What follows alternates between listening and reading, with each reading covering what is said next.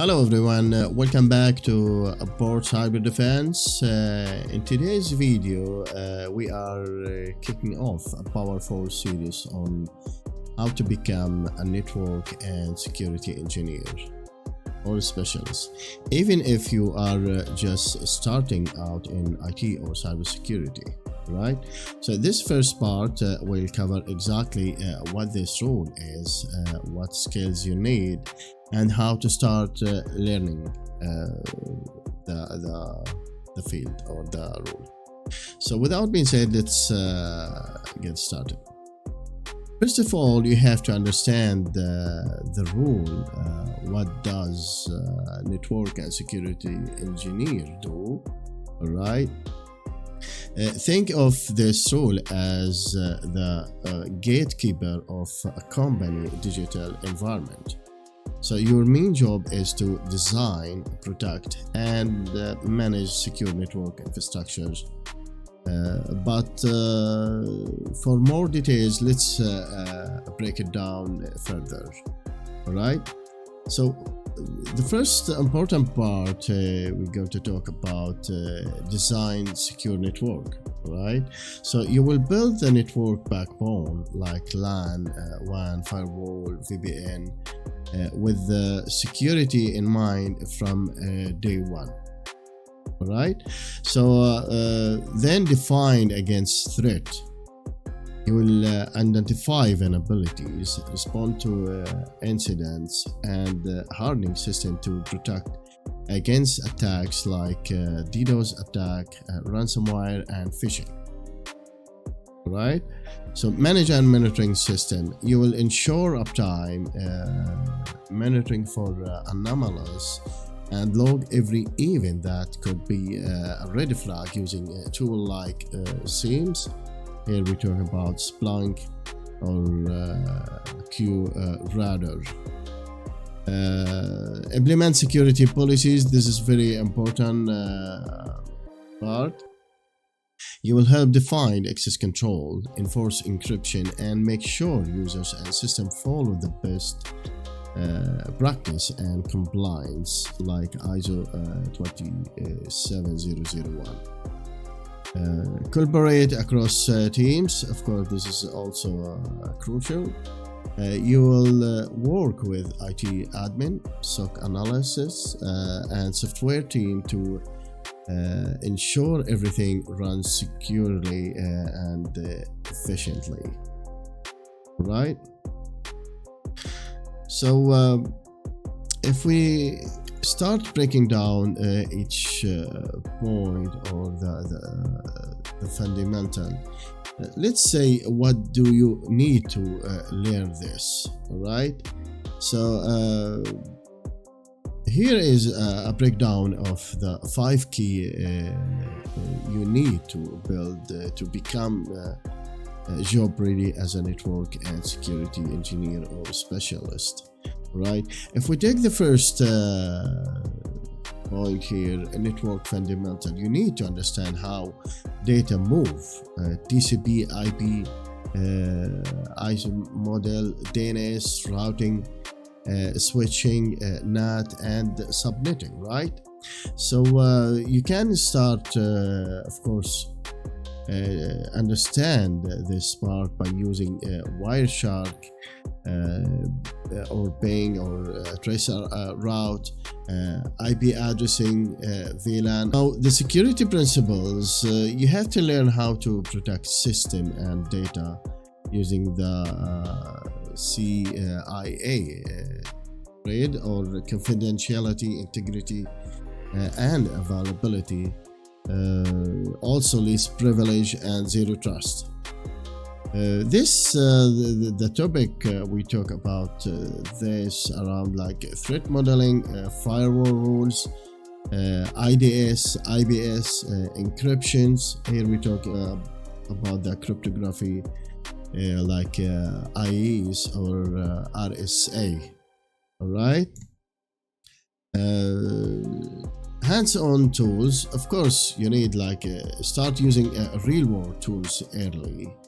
like firewalls, Palo Alto, Cisco, ASA, or FortiGate, Checkpoint, and these companies, by the way, they give always educational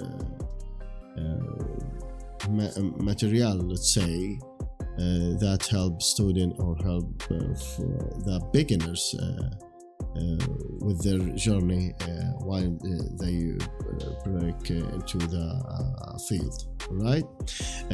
Try to understand SIEM tools like Splunk, as I mentioned previously, endpoint detection and response, all the EDR tools like Trellix, CrowdStrike.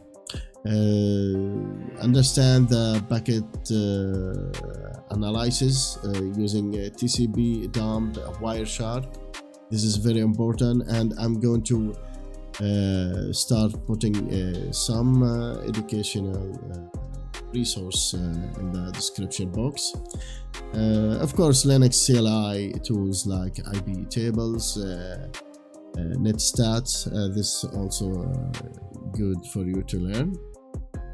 Next pillar, we have architecture and design. Learn how to plan and build secure network infrastructure from scratch.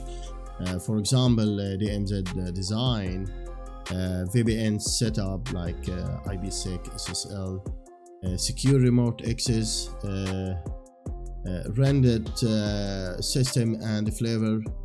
That will be a really good advantage for you to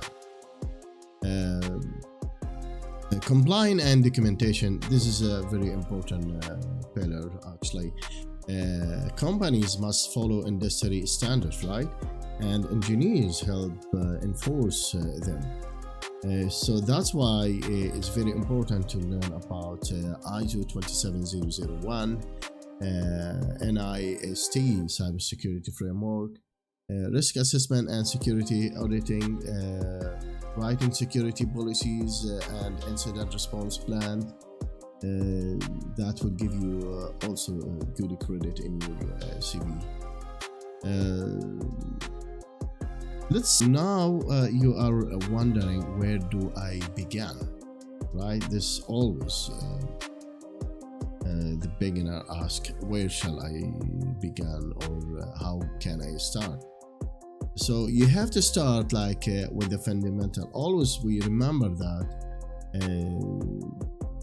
as much as you are strong in fundamental and the basics, that will make you feel more comfortable when you become like mid-senior or mid-level, let's say, in your career. So if you start, there is a lot of certificate out there you can study, but this is my opinion. Cisco CCNA or MBTA Network Plus, that will be good. About me, I will talk about this later in another video. I prefer Cisco CCNA. Here to understand how the data move and network, what's protocol that we have, how we can configure the ports, etc. Alright. MBTA Security Plus also is good, or Fortinet NSE, this 123 security fundamental. About the labs or hands-on labs, you can use TryHackMe. It's beginner friendly, really. Now, when you start feeling that you feel comfortable with the TryHackMe labs, you can move forward to Hack the Box, which is intermediate and advanced level. Use Cisco Packet Tracer or GNS3 for labbing network. I told you, like, if you put a schedule for CCNA for 2 months and you study seriously about this, so you will you will get your first certificate and start searching for network administration or network specialist in the beginning. All right.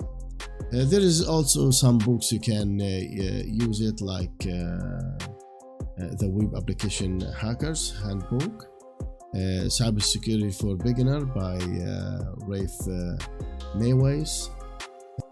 And that wraps up part 1 of our guide on how to become a network and security engineer or specialist. So in the next part, we will cover real interview questions, how to answer them, and build practical portfolio to stand out. Right? So make sure to hit that like and subscribe and turn on notifications so you don't miss part 2.